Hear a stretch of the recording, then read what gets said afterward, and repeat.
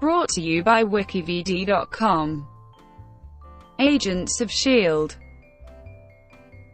Marvel's Agents of S.H.I.E.L.D. or simply Agents of S.H.I.E.L.D. is an American television series created for ABC by Joss Whedon, Jed Whedon and Maurissa Tancharoen.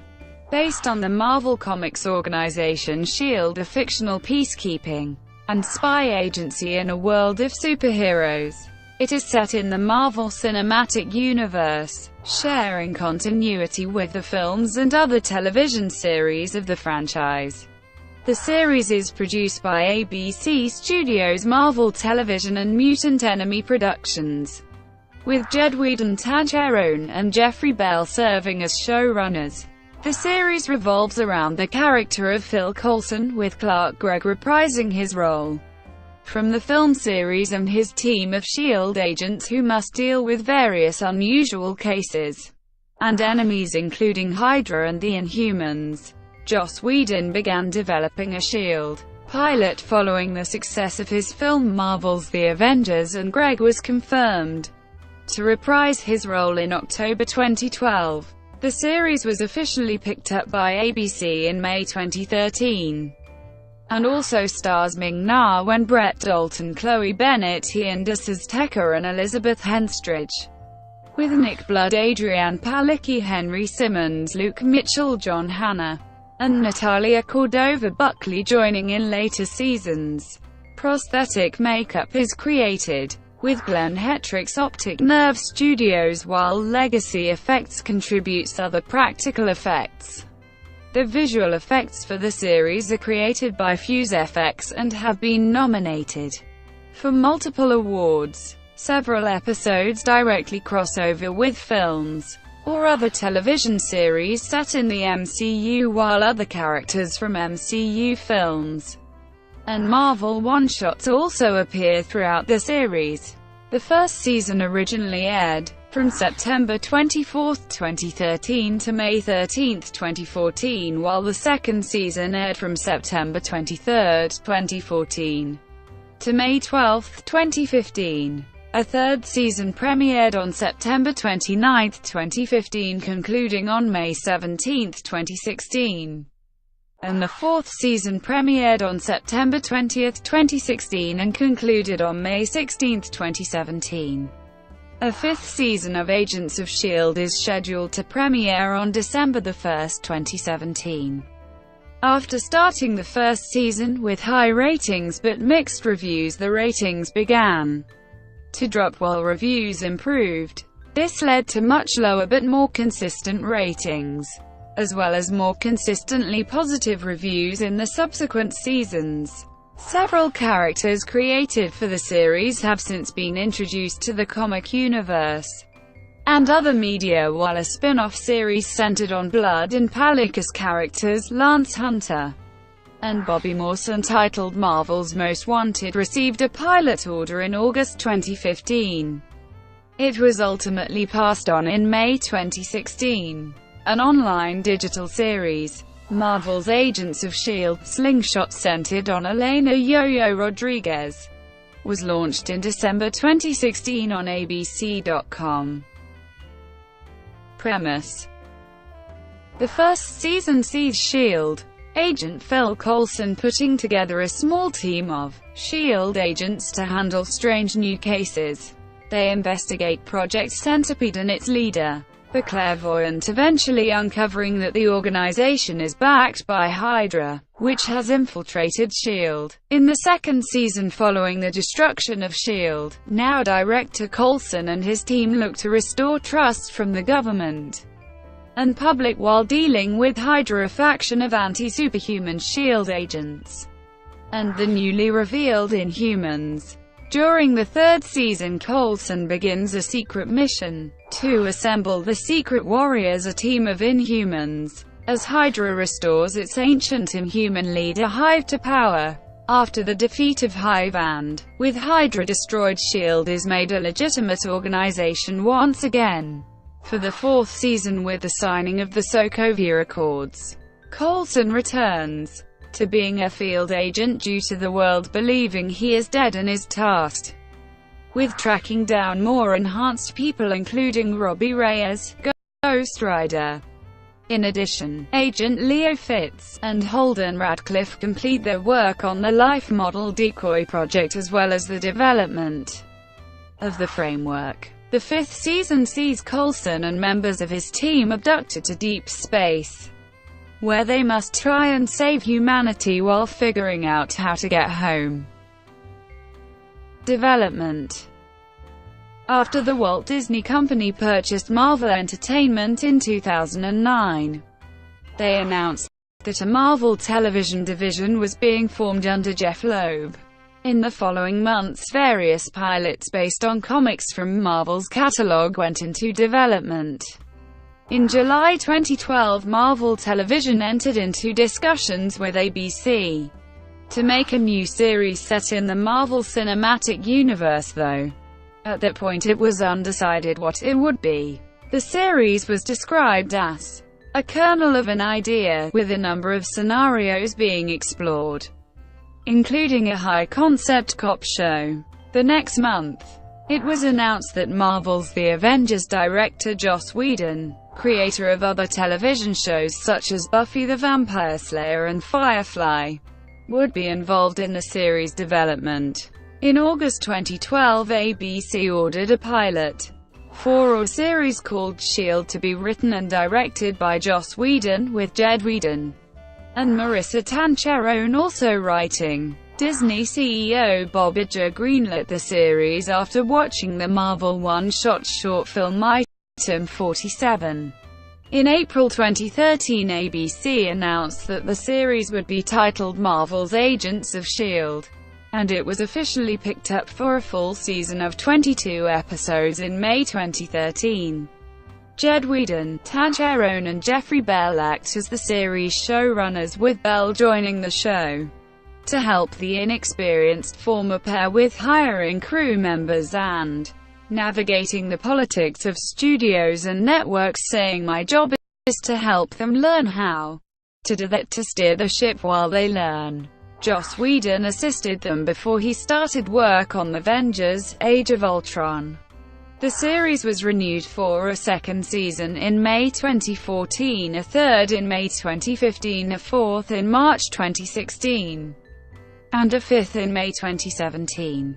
In September 2016, discussing the eventual end of the series, Tancharoen said, "You always just forge ahead. Until someone tells us to stop, we will continue to move forward." Jed Whedon added, "There are always ideas in the back of your mind for how you'd wrap it up when they say, 'That's it guys, but we're not there just yet.'" By May 2017, Bell noted, "They had a sense of how we'd like the show to end when it ends. We just need to know when that time is coming so we can build to it properly." Jed Whedon continued, "Our goal is to know ahead of time because we would love to land the story in a way that's satisfying." Writing. Bell explained that he, Jed Whedon and Tancharoen supervise all of the series' creative decisions, often consulting with Loeb. When the showrunners are writing the series, one person can write a script while the other two break stories, so that a story can be broken every few weeks. If the executive producers sign off on a story, a member of the series writers' room then produces an outline, gets notes on it from the showrunners, writes a full script, gets notes on it from ABC and the production crew, and then goes to set to produce the episode. In January 2013, Joss Whedon deflected any direct influences from other series, such as the efforts of Fox Mulder and Dana Scully in The X-Files, and explained that while the show would involve people with powers and the spectacle of science fiction storytelling, it would focus on the peripheral people, the people on the edges of the grand adventures. As the series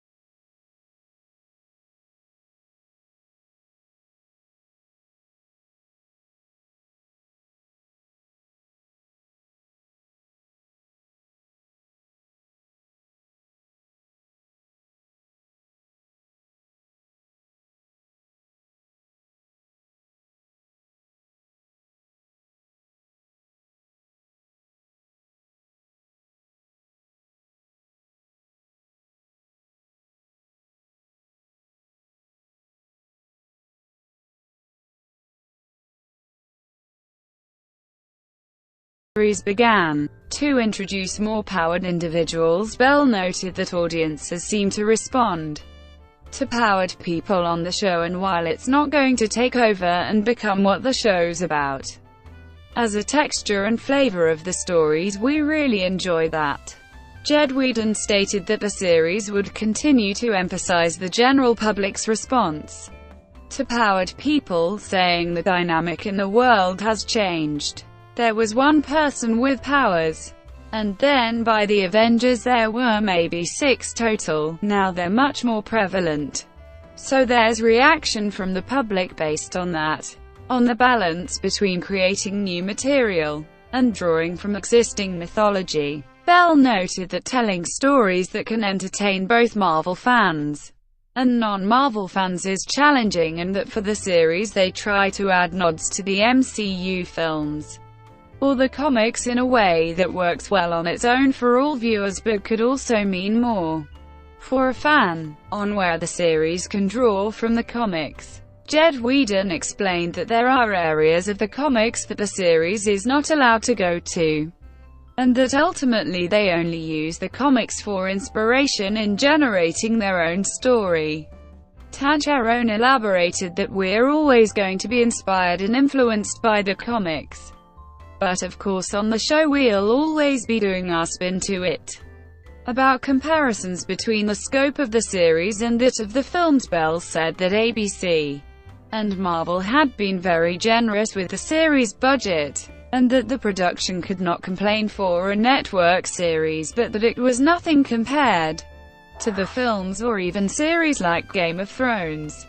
He explained that the series does attempt to create Marvel moments as best it can, but pointed out that some of the more memorable moments from the films are smaller character moments, something that works really well on television, so the series strives for those when it cannot afford more scope and scale.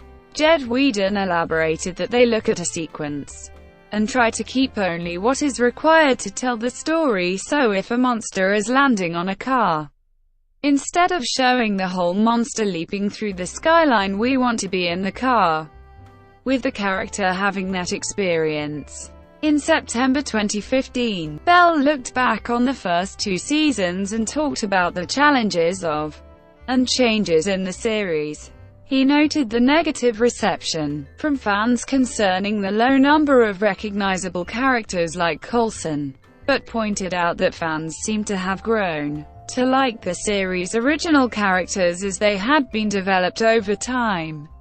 He explained that, with the increasing amount of characters and complex relationships in the series, having different pairings and building new emotional relationships was important, and stated that, whether it's a quiet moment or an action, we hope to deepen the audience's love and concern and hopes for these characters. A year later, he reiterated the producer's intention to create a tradition moving forward of finding new combinations and new conflicts between different sets of characters, given a lot of procedurals, see the same people doing the same thing for 5 years, and the character don't evolve or change at all. The producers and writers initially formed a general plan for the show through the end of a 3rd season. After reading the screenplays for upcoming MCU films in May 2016, Chloe Bennett likened the end of the 3rd season to the end of the first book of S.H.I.E.L.D., the end of something bigger and the beginning of a whole new tone for the show. She elaborated that the storylines that we started at the beginning of Season 1 really wrapped up at the end of Season 3. We've had some major losses of people who have been with us on the show since Season 1. From the table read to the first day on set, there's definitely a new energy of the show moving forward. The series was moved to the later time slot of 10 p.m. for the 4th season. Jed Whedon said the writers hope to skew a little darker because of this change, with low badging that it absolutely offers opportunities. I don't know that it changes things all that dramatically, though. I mean, at the end of the day, Marvel is always going to make shows that run somewhere between PG-13 and PG-16. "We're not going to be making Deadpool anytime soon on ABC."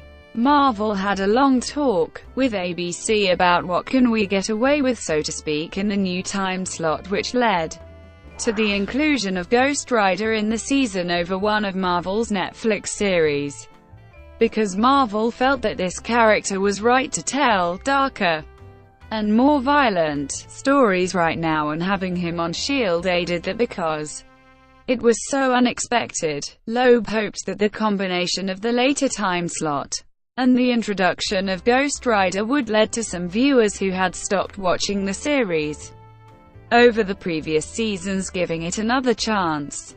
In May 2017, ahead of the fifth season renewal, Jed Whedon said the writers were not sure what would happen in the season, and that it would be by the seat of our pants. Casting. In October 2012, a casting sheet for 5 lead roles was sent out. At the New York Comic Con, Joss Whedon, Kevin Feige, and Clark Gregg announced that Gregg would be reprising his role as Agent Phil Coulson from Iron Man 2, Thor, The Avengers, and the Marvel one-shots in the pilot, and would headline the series. Actress Ming-Na Wen was cast as Melinda May. The next month, Elizabeth Henstridge and Ian DeSantis were cast as Gemma Simmons and Leo Fitz respectively, while newcomer Brett Dalton was cast as Grant Ward. In December, Chloe Bennett was chosen out of more than 400 actresses to play Skye, the sixth and final regular. For the first season, the character is revealed in the second season to be Daisy Johnson, and no longer goes by Skye, starting with the third. At San Diego Comic-Con 2014, Nick Blood was announced as cast in the role of Lance Hunter for the second season, while the character of Bobby Morse was revealed to be appearing. That August, Henry Simmons joined the cast as Alfonso Mac Mackenzie, a recurring role, and Adrianne Palicki was cast as Morse in a guest role to first appear in the episode A Hen in the Wolf House. The next month, the entire first season principal cast were confirmed to be regulars for the second season along with Blood. Palicki joined them with the episode Aftershocks. In February 2015, Luke Mitchell was cast as Lincoln Campbell, a recurring role for the second half of the season. All Season 2 principal cast members returned for the third season, with Simmons and Mitchell joining them, promoted from their recurring roles. In October 2015, the Inhuman Hive was introduced for the second part of Season 3. He possesses the corpse of Grant Ward, again portrayed by Brett Dalton. Also introduced were Natalia Cordova-Buckley and John Hannah, recurring as Elena Yo-Yo Rodriguez and Holden Radcliffe respectively. Blood and Palicki left the main cast following the Season 3 episode Parting Shot to star in the then-planned spin-off show Marvel's Most Wanted. Dalton and Mitchell also left following the deaths of their characters in the third season finale. Gregg, when Bennett, DeSantis, Henstridge and Simmons returned for the fourth and fifth seasons. They were joined by Hannah in the fourth, with Cordova-Buckley once again recurring as Rodriguez in the season before being promoted to a series regular for the fifth season. Dalton returned as a guest during the third pod of the fourth season, while Blood made his return to the series during the fifth season. Costumes. Betsy Hyman was the costume designer for the pilot, but left the series due to film commitments. Assistant costume designer Anne Foley took over for subsequent episodes and worked closely with Tancharoen to create very strong different characters whose looks evolve along with the show. Foley also brought on concept artists Philip Bout Jr. and Josh Shaw to assist with the design process. Foley watched every MCU film, paying special attention to the Avengers, and was also inspired by such films as Skyfall and Mission Impossible: Ghost Protocol. In October 2016, Foley said that she was specifically following the aesthetic of Captain America: The Winter Soldier. So any costume has to fit inside that world we've established and has to fit that tactical look. On the variety of costumes created for each character, Foley preferred to have set pieces in the characters' closets, as it's not a fashion show. A guy like Ward isn't going to have 20 jackets in his closet. He is going to have one that he uses all of the time. After reading each script, Foley would do her own research before discussing the look of the episode with the writers. She then studies the comics' general fashion and history to get a look that is recognizable to fans, but fits into the more realistic world of the series. Costumes are either custom-made or bought, and the actors are brought in for fittings before filming. This process was often challenging due to the series' 8-day per episode schedule. Foley stated that all costumes take a similar amount of time to create, whether they are based on the comics or not. Marvel's CEO Joe Quesada is involved in the approval process when costuming pre-existing characters, including Daisy Johnson's Quake costume that is introduced in the third season. The Quake costume incorporates elements from the comic version of the character and was intended to show that Quake could easily be part of the Avengers. Foley took steps to differentiate the Quake costume from Scarlett Johansson's Black Widow costumes from the films, but was flattered by comparisons made between them.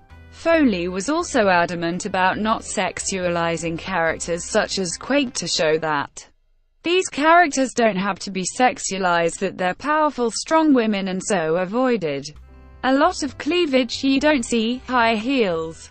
It's about practicality. The costumes go through a natural evolution in the series. There is a shift at the end of the first season to a darker look, and all the characters have definitely grown up during the second season. In the third season there is another shift from the ragtag group of soldiers and scientists to a more precise militaristic outfit. This change is also reflected in the series' color palette, going from a much lighter tone, much more patterns in the first season, to having stripped away a bit of color by the third. Despite this increasing darkness in the costumes, Foley intended to define each character as they are introduced and to have them always be recognizable and identifiable. With the start of the fourth season, Foley said that each season definitely has its own feel, and this season will be no different. I think that you're going to see some subtle differences in the costumes of the characters. She felt like Fitz and Simmons in particular had become more adult-looking, while all the cast had a pretty specific, civilian look that would become more prominent as S.H.I.E.L.D. is re-legitimized and becomes more public. Foley left the series after the 13th episode of the fourth season to work on a television adaptation of Altered Carbon and was replaced with Amanda Riley. Riley used her previous experience recreating costumes to blend in with Foley's established look. Foley returned for the first 2 episodes of the 5th season before handing over to Whitney Galitz, who had assisted Foley on the previous few seasons, and Kristan Chanel. Practical effects. The series' props department is led by Scott Bauer. The pilot introduces the incapacitating cartridge-emitting railgun, or isotranquilizer weapons often used by the agents, with Joss Whedon having Bauer design sci-fi-looking guns, including a large rifle-like weapon. The series' further portrayal of the ICERs was more subtle, with Bauer using airsoft guns that are safe to shoot others with over a small distance. ICER-specific muzzle flashes are then added by the visual effects department. Bauer reused the ICER rifle prop when making Mac's shotgun axe, which appears in later seasons. The Terrigen crystals that unlock Inhuman abilities in the series are 3D printed from solid resin, and then altered with extra details. Additional practical effects and props are created by Legacy Effects, who also work on the MCU films, notably creating Daisy Johnson's gauntlets for the third season. Prosthetic makeup for the series is designed in conjunction with Glenn Hetrick of Optic Nerve Studios. Hetrick began work on the series with the second season to create Raynor's Inhuman look and returned for the third season to design and create the more unique-looking Inhumans such as Lash. Title sequence. The third season introduces a new title sequence for the series, replacing the one that appeared in the first two seasons. The title sequence in 4,722 hours is drastically different from the design introduced for the third season, with the series title in the episode's typeface silently fading onto the screen over the backdrop of the planet Simmons is stranded on. The fourth season sees new series title cards for the Ghost Rider and LMD pods, and an Agents of S.H.I.E.L.D. title card for the Agents of Hydra pod that changes to say Agents of Hydra 4 episodes primarily set in the framework. The Ghost Rider graphic is used again for the fourth season finale. Filming. Production for the pilot took place almost entirely in Los Angeles, to accommodate Joss Whedon's schedule, while the rest of the series is primarily filmed in Culver City, California. Additional filming has also taken place around the world, including in Paris, France, Stockholm, Sweden and Old San Juan, Puerto Rico. The series is filmed on ARRI Alexa cameras, with David Boyd serving as director of photography on the pilot and Felix Parnell, Jeff Mygat, and Alan Westbrook doing so throughout the rest of the series. Gary Brown is the second unit director for the series, with stunts coordinated by Tanner Gill. The series is filmed in 2K resolution. Visual effects. Fuse FX serves as the lead visual effects vendor for Agents of S.H.I.E.L.D. with additional work by Pixamondo, Cosa, Greenhouse GFX, Lion VFX, and Synaptic. The series sees an average of 80 to 150 visual effects shots per episode, with 10 to 12 days to work on the effects for one episode once background plates have been received from filming. This equates to approximately 2,000 visual effects shots per season. Mark Kolpak serves as visual effects supervisor for the series. David Alter was the in-house supervisor at Fuse FX for pilot through episode 8, with Kevin Lingenfelser taking over for subsequent episodes. VFX producer Andrea D'Amico joined the team at Fuse FX to work on the series in December 2015. Two separate production, management and creative teams were established to work on the show, and producers, compositors and various artists were able to alternate episodes.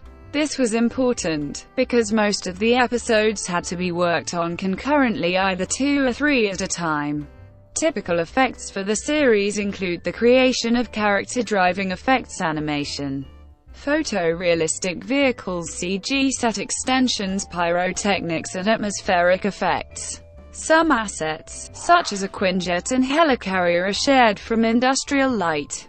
Those models are generally super heavy and dense with data and need to be made HD friendly, or simply manageable to working a TV schedule. Music. Bear McCreary confirmed that he would compose music for the series in July 2013. Unlike on some of his previous scores, ABC and Marvel allowed McCreary to work with a full symphonic orchestra, typically featuring 50 or 70 players with over 94 important episodes. Complex synthesizer programming was also used to give the score a modern edge. Since Agents of S.H.I.E.L.D. was the first MCU television series, McCreary felt there was a sense that it had to connect to the consistent orchestra sound of the films, but viewed through a television lens. McCreary composes on average 30 minutes of music per episode, creating the main theme for the series, which McCreary also saw as Coulson's theme, was a process which took a lot of collaboration with the executive producers. who wanted a specific sound, something big that belonged in the Marvel Cinematic Universe, but also intimate because these aren't superheroes, these are regular people. McCreary had to work harder to make the theme heard, given that the show does not have a traditional title sequence. By the third and fourth seasons, McCreary noted the score became a little more intense and more electronically driven. Electronics really moved to the forefront as we got into more stories about Inhumans and the digital world our characters inhabit. But the orchestra is always our foundation. In September 2014, McCreary announced that there were plans for an Agents of S.H.I.E.L.D. soundtrack, which was released digitally a year later by Marvel Music on September 4, 2015, and on CD on October 9. Featuring music from the first two seasons, the soundtrack was written and produced by McCreary and Stephen Kaplan, with the album produced by Joe Augustin with McCreary. All music composed by Bear McCreary. Notes next to each track indicate which episode it was featured in. Marvel Cinematic Universe tie-ins. In July 2013, Jed Whedon said the series would work in tandem with the Marvel films, both past and upcoming, to weave in between the films and to try to make them more rewarding on both ends. He explained that each Marvel project is intended to stand alone first before there is any interweaving, and noted that the series has to work with the film division and be aware of their plans so as not to interfere when introducing someone or something to the universe. Bell elaborated that this was preferable so that people who do not watch the films can still follow the series and vice versa. He stated that ABC and Marvel both want the series to be able to make sense on its own, but that it was beneficial for the films to have the series fill in any gaps for them due to having to be big and moving quickly through a lot of huge pieces, unlike television, which has time to deal with more nuances. In January 2016, Joss Whedon noted that this process unfortunately just means the TV show gets leftovers. He stated that, for example, the series' creative team initially wanted to use Loki's scepter from the Avengers but were unable due to Whedon's plans for it in Age of Ultron. On how their ability to connect with the films changed over the life of the series, Jed Whedon said the rule when we started was we couldn't say anything about spies, we couldn't say anything about Hydra, we couldn't have any AI robots or anything like that, because all of it was coming in movies that year or the year after. Since then, they've blown those doors wide open. He added, "We have relatively free rein in what the series can introduce and connect to. We just can't go anywhere that the films are going. They know their stories so much further out than we do, which is good for us to tee up things that we know are coming to them, or avoid things that they want to be special on the big screen. As long as we are not covering bases that they're going to cover, we haven't been told no that much." As an example, Whedon noted the fourth season's framework storyline as something that's pretty significant in our world, but is also a little eddy in the river that doesn't affect anything else, because it's an alternate universe. So those kinds of stories help us go big without sending ripples through the whole MCU. The series mimics the film's post-credits scenes with end tags, starting with the episode 084, which features a Samuel L. Jackson cameo. Bell explained, "Sometimes it'll be funny. Sometimes it'll be a mythology thing, or an extra little reveal about the episode." The end tag for End of the Beginning is a directly lifted scene from Captain America: The Winter Soldier, the series' first major tie-in episode with a wider MCU, was The Well, which begins immediately after Thor: The Dark World. The episode's End of the Beginning and turn revolve around the events of Captain America: The Winter Soldier, which led to a retooling of the series. flashback sequences in Shadows and the Things We Bury, featuring Haley Atwell as Peggy Carter, served as marketing and setup for the Agent Carter television series. The events of The Frenemy of My Enemy and The Dirty Half-Dozen led up to the opening sequence of Avengers: Age of Ultron, while Scars deals with the aftermath of that film. The third season follows similar themes to the film Captain America: Civil War, focusing on powered people and the different responses to them leading up to the episode Emancipation, which takes place after the film and shows how its events affect the series' powered characters. The episode TAHITI introduces the Kree alien race to the MCU, members of which play a significant role in Guardians of the Galaxy.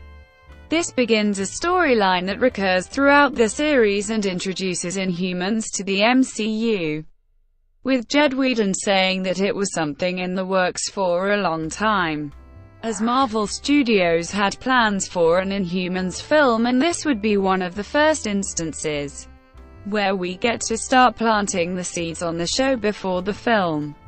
The third season introduces the concept of the Secret Warriors, with new Inhuman characters inspired by the comic of the same name, while also retconning the history of Hydra in the MCU, tying it into the Inhumans storyline.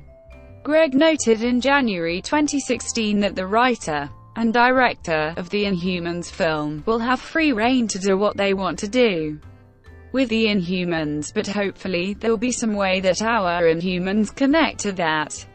When the film was removed from Marvel Studios' release schedule, Whedon noted that the series had a little more freedom and were able to do a little bit more with the species going into the fourth season, including the potential of introducing some of the classic Inhumans. Marvel's Inhumans, a television series centered on Black Bolt and other members of the Inhuman royal family, was announced in November 2016 to air on ABC in September 2017. It is not intended to be a spin-off of Agents of S.H.I.E.L.D. The fourth season explores the concept of life model decoys, which were first referenced in the Avengers, and introduces the character Ghost Rider to the MCU. On why the series waited to begin exploring LMDs, Jed Whedon said that the series previously did not want to explore the concept before the release of Avengers: Age of Ultron, which sees the introductions of Ultron and Vision in a similar manner to LMDs. On introducing Ghost Rider, Whedon said that with Doctor Strange coming out this year, the Marvel Cinematic Universe is moving into new waters, referring to the exploration of magic. We felt that this was obviously a great character that would love to have on our show that we feel fits with that shift. The season also continues storylines from the second season of Agent Carter, with the reveal that the Momentum Energy Labs group is a successor to the Isodyne Energy Company, with both companies connected by the parent company Roxxon, a mainstay of the MCU. In August 2017, Emily Van Camp said that discussions had taken place for her to reprise her role of Sharon Carter for the series, but there were conflicts with her starring role on the series Revenge. Broadcast. Agents of S.H.I.E.L.D. airs in the United States on ABC in 720p high definition and 5.1 surround sound, despite delivering the episodes to ABC in 1080p. The first season aired on Tuesdays at 8 p.m. Eastern Standard Time for the first season, and starting with the second season, the series aired on Tuesdays at 9 p.m. Eastern Standard Time before moving to the 10 p.m. time slot on Tuesdays for the fourth season. For its fifth season, the series will air on Fridays at 9 p.m. Eastern Standard Time. Agents of S.H.I.E.L.D. has been licensed in 155 countries and territories. CTV holds the broadcast rights for Canada. Channel 4 aired the series in the United Kingdom for the first two seasons before it moved to E4 For the third, in Australia the series aired on 7 Network for the first 2 seasons, before moving to Fox 8 starting with the third, and in New Zealand the show airs on TV2. My Network TV was awarded the series syndication rights, and began broadcasting it in September 2016. The second and third seasons of the series were broadcast in 2 blocks each, with a season of Agent Carter airing in between. Bell explained that this decision was made following the challenge of producing 22 episodes for the first season to be aired over 36-40 weeks, which meant having repeats and losing momentum.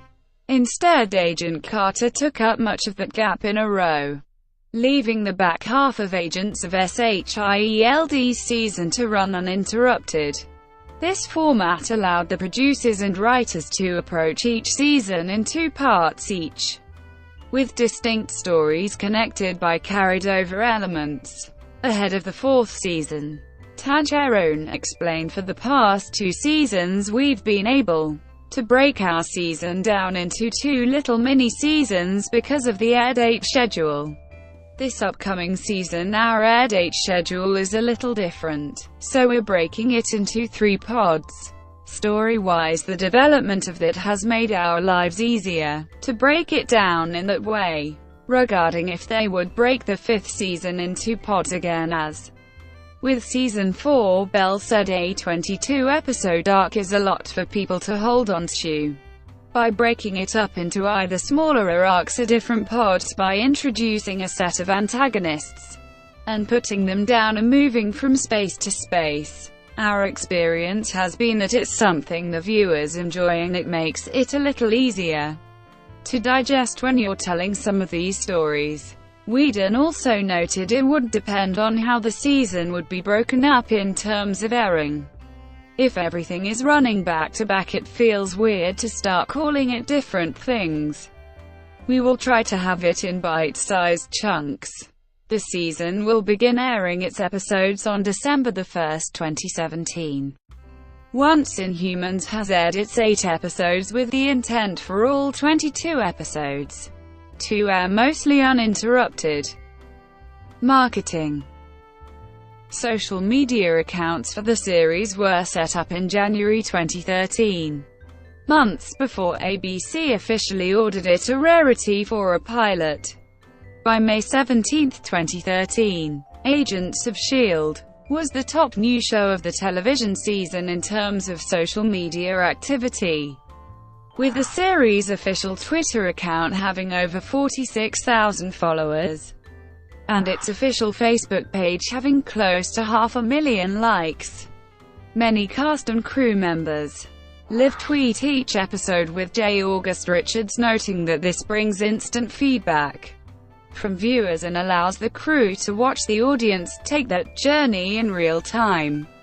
For the final 6 episodes of the first season, Marvel began the Marvel's Agents of S.H.I.E.L.D. The Art of Level 7 initiative, in which a different image was released each Thursday before a new episode depicting a first look at a key event from the upcoming episode. Bell stated that the initiative was a way to tie the series back to its comics roots and was thought of at the beginning of the first season. The production team tried to pair specific artists to the teaser posters based on the previous work and how it connected to the themes and emotion of the intended episode. For the second season, the series returned as The Art of Evolution, with an image for each of the final 12 episodes of the season. At San Diego Comic-Con 2014, Marvel Custom Solutions and Lexus released a limited single-issue comic tie-in titled Agents of S.H.I.E.L.D. The Chase, set between the Season 1 episodes Seeds and Tracks. The comic was written by George Kitson with art by Mirko Colac, Neil Edwards and Mirko Pierfederici. A 5-part web series titled Agents of S.H.I.E.L.D. Double Agent, also sponsored by Lexus, was released from March 4 to May 6, 2015 on ABC.com. The web series follows a newly hired Agents of S.H.I.E.L.D. production assistant, who acts as a double agent for the mastermind portrayed by Stan Lee.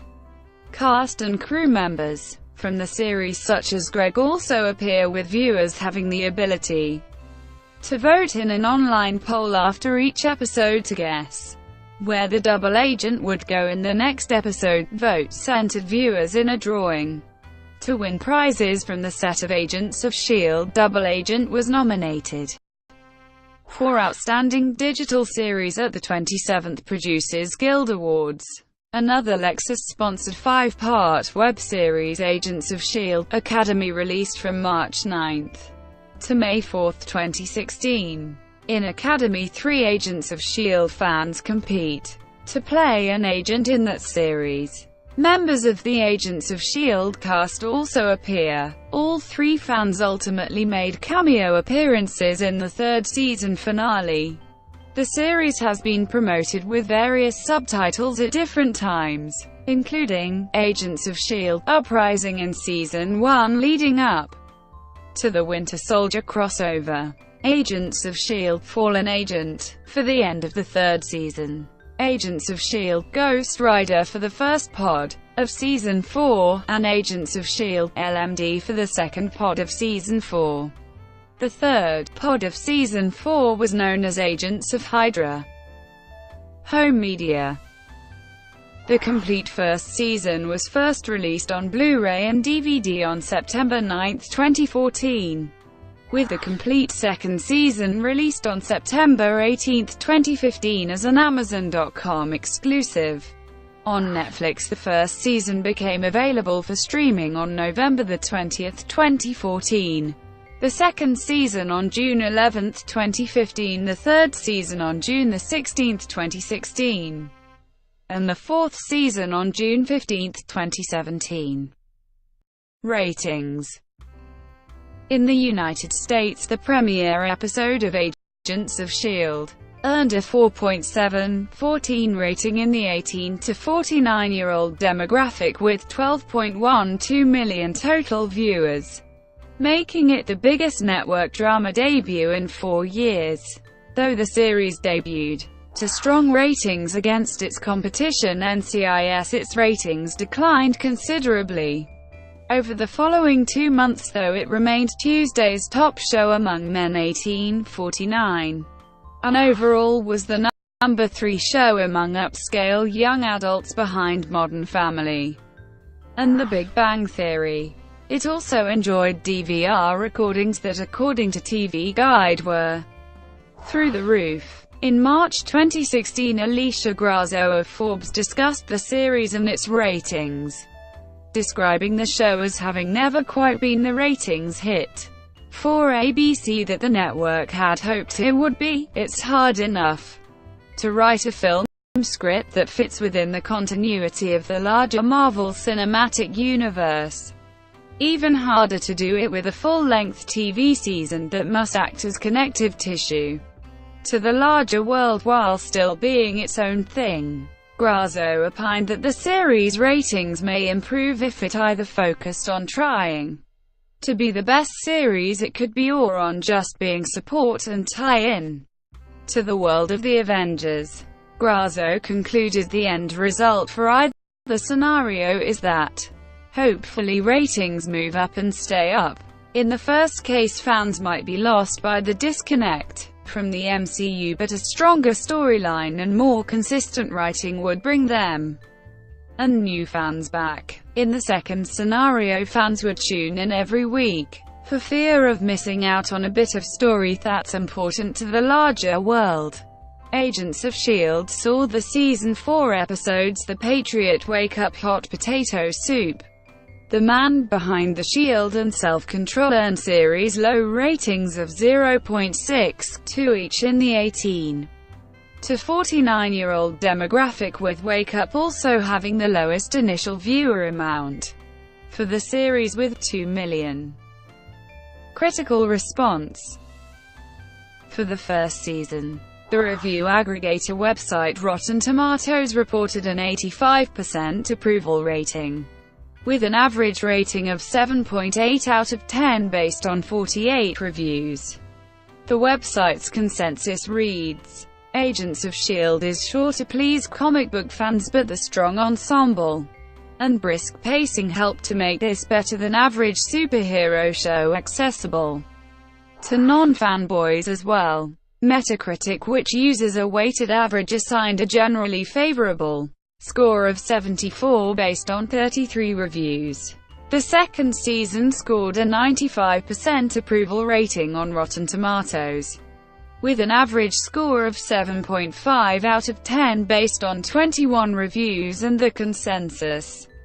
Agents of S.H.I.E.L.D. relaxes into itself during its sophomore season, mitigating the show's growing pains by focusing on characters while amping up narrative thrills.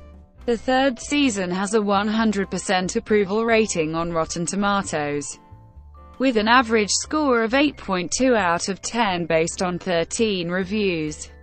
The website's consensus reads, "Still evolving in its third season, Agents of S.H.I.E.L.D. further hits its stride, with a blend of thrills, humor and heart."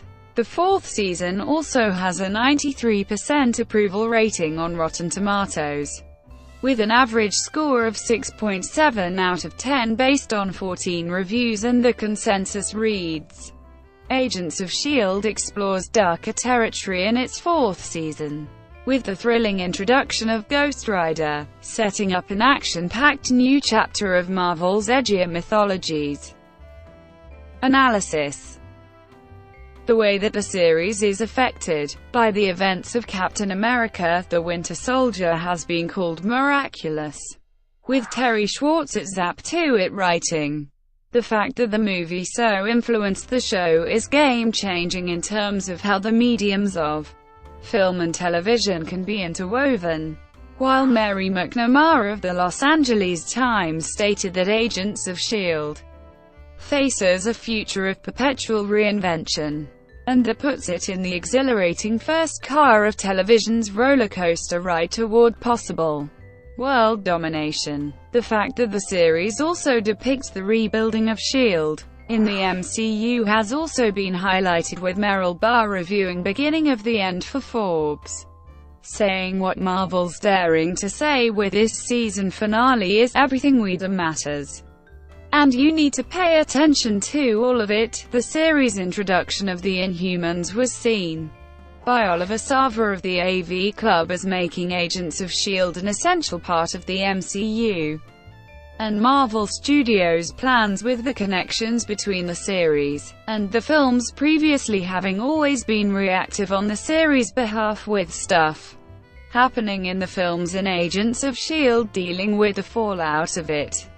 However, the series would now be making things happen, and these events will clearly impact the future of the MCU. Barr wrote that the series does a most excellent job of standing on its own 2 feet in a way we've never seen it do before. Come the final frame of the second season finale, all anyone, Marvel fan or otherwise, will be asking is when Season 3 begins. The third season's paralleling of themes from Captain America: Civil War was called topical and relevant and downright eerie by the AV Club's Alex McCone and Screen Crush's Kevin Fitzpatrick. McCone compared the series' approach to setting up a world distrustful of superpowers to the real-life events surrounding Cliven Bundy and Donald Trump's 2016 presidential campaign, and said that S.H.I.E.L.D. is taking full advantage of its medium in order to tell the story the upcoming Captain America film can't. A full and fraught exploration of the need to protect freedom and privacy even for those with extraordinary abilities. Fitzpatrick added that this topical bent made for a great angle to build up that world mentality without feeling particularly subservient to the movies. Ahead of the fourth season, Collider.com's Katie Burt opined that Agents of S.H.I.E.L.D. is the X-Men TV show you should be watching. Burt noted that the X-Men film franchise was expanding to television with the series Legion, but that S.H.I.E.L.D. already served that purpose well, highlighting the similarities between the X-Men and the Inhumans, both creations of Stan Lee. and Jack Kirby during the 1960s, consisting of a large group of superpowered people who are our neighbors and our friends, both heroes and villains, and face the same fears and prejudices from the wider community. Burt felt that the similarities between S.H.I.E.L.D's Inhumans and the X-Men became particularly pointed in the third season, with a Hive storyline which had a lot in common with the film X-Men Apocalypse that was released around the same time. Burt was of the opinion that S.H.I.E.L.D. executed the storyline much better than the film did. Other similarities Burt discussed were the series' diverse and ensemble cast, its take on the Mutant Cure storyline, the parallels between Daisy Johnson's second season arc and the introduction of Rogue in the first X-Men film, and its social and political commentary. With the latter, Burt also discussed the similarities between the Watchdogs and Donald Trump, calling it not very subtle, but social commentary doesn't have to be. I appreciate that Agents of S.H.I.E.L.D. is attempting to comment on the current socio-political state of the country in a way that many of the other superhero TV shows don't even attempt to do. It's perhaps the show's most X-Men-like quality. Concluding, Burt said that though the X-Men characters cannot appear in the MCU due to 20th Century Fox holding the rights, we still get to enjoy many of the themes prominent in the X-Men universe through S.H.I.E.L.D. Additionally, Mark N. Kleinheinz at Screen Rant discussed how the series continues to resist a status quo. From the destruction and rebuilding of S.H.I.E.L.D. to the fallout from the Sokovia Accords. He noted that a major driving force behind the changes was the MCU films, with the series being forced to constantly adapt to a changing narrative landscape that it has absolutely no control over. He also believed that the series was obligated to adapt various Marvel characters to screen which wouldn't be appearing in films such as Daisy Johnson, Mockingbird, and Ghost Rider. However, Kleinheinz felt that this mindset also came from within the series crew rather than just from Marvel, saying there's also the storytelling modus operandi that showrunners Jed Whedon and Maurissa Tancharoen have very obviously demonstrated during their 4-year tenure. It seems that constantly staking out new ground from season to season is just as much a personal predilection as it is possibly a corporate mandate. During the Agents of Hydra pod in the 4th season, Collider.com's Evan Valentine noted how many of the prevalent themes of this latter half of Agents of S.H.I.E.L.D's 4th season has been its jabs at the current Trump administration. When all's said and done, whether you support or disavow the current administration and what it's done with its time in office, does this commentary work here? Sure it does. We need to be able to laugh at what's going on in the world regardless of whether we agree or disagree, but S.H.I.E.L.D. has managed to throw in some biting commentary this season. Marvel's Most Wanted. By April 2015, Marvel was developing a spin-off series of Agents of S.H.I.E.L.D. The series, which was being developed by Bell and writer Paul Zabisevsky, would be based on storylines occurring at the end of the second season of Agents of S.H.I.E.L.D. and would receive its own pilot rather than a backdoor pilot. Though Palicki and Blood were reportedly in final discussions to headline the potential new series, ABC passed on the project by May 7, 2015, when they announced their series renewals and cancellations and new series pickups. In August 2015, the spin-off series received new life as a reworked series titled Marvel's Most Wanted, with a pilot order. Bell and Zabisevsky once again developed the series, while also serving as co-writers of the pilot, executive producers and showrunners, with Jeff Loeb also attached as executive producer. The series would still focus on Morse and Hunter, with Palicki and Blood both attached, and was described as a new take focusing on the same duo and their continuing adventures. Bell and Zabiskie worked together on the character's storyline for the third season of Agents of S.H.I.E.L.D., preparing them to move over to the spin-off, with Bell explaining that it would set up Most Wanted by defining exactly who the characters are, such as Hunter and his lack of loyalty to S.H.I.E.L.D. and to ideologies. Nothing specific about the show, it's just who Hunter is. In March 2016, Bell stated that while Hunter and Morse are on S.H.I.E.L.D., we want to take advantage of who they are and give the audience as much of their relationship with one another and with other people as possible. We are aware that there is a potential imminent end, and so they won't be neglected. Hunter and Morse are written off the series in the episode Parting Shot, both leaving S.H.I.E.L.D. as Palicki and Blood physically had to go leave to shoot the pilot. They had to stop being on S.H.I.E.L.D. and get ready for the pilot and then shoot the pilot and all of that. So it didn't make sense for us to have all these episodes with them and then not have them in 2 or 3 episodes and then go, oh, we were just over here, and then come back and go away again. On whether they could return to the series at some point, Bell said, I can't answer that. But I can say it would be kind of cheating to make Mac cry like that in the episode, only to buy it back. Not that we haven't brought characters back from the dead. We want to earn stuff. In May 2016, the spin-off series was passed on by ABC once again. Marvel's Agents of S.H.I.E.L.D. Slingshot.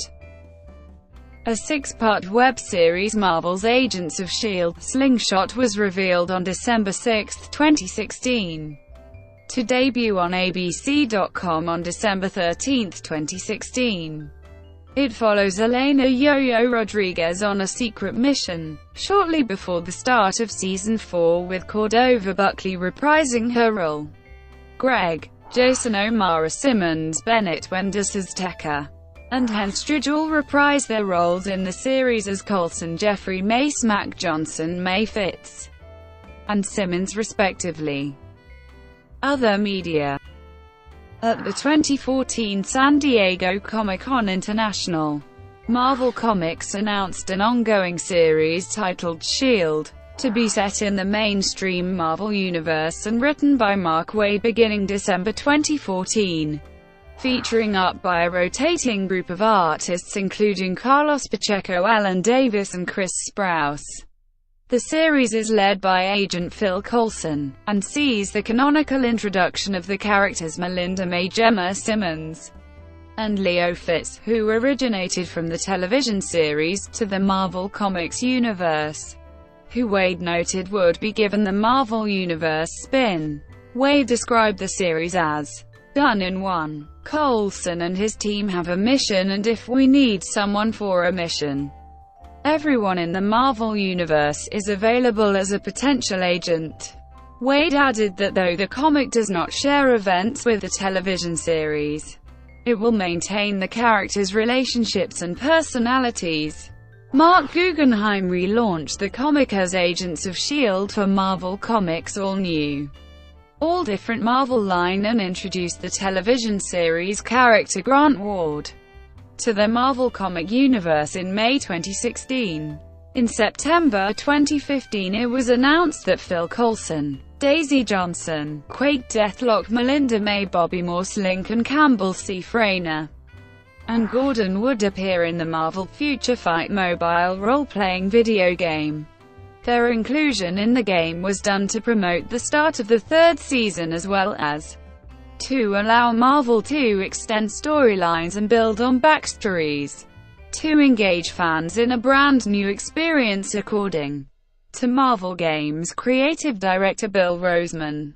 In March 2016, Dusses Tecker and Henstridge reprised their roles as Fitz and Simmons respectively in the episode Lizards of the animated series Ultimate Spider-Man vs. the Sinister Six. Also in the month, Agents of S.H.I.E.L.D. downloadable content was revealed for LEGO Marvel's Avengers. The content consisted of a mission based on the events leading up to the Season 2 finale, which involved facing Jiang and Daisy in Afterlife while rescuing agents, as well as going up against Gordon and Cal Johnson, who have occupied the S.H.I.E.L.D. helicarrier. The content includes the playable characters Daisy Johnson, Leo Fitz, Agent Koenig, Melinda May, Bobby Morse, Gemma Simmons, Cal Johnson, Mr. Hyde, Deathlock, Gordon Grant, Ward, Jiang, Lincoln, and Rayner, as well as the airplane, The Biz. Ming-Na Wen reprised her role as Melinda May, to provide new dialogue for the content. Brought to you by WikiVidi.com. Would you like to know more?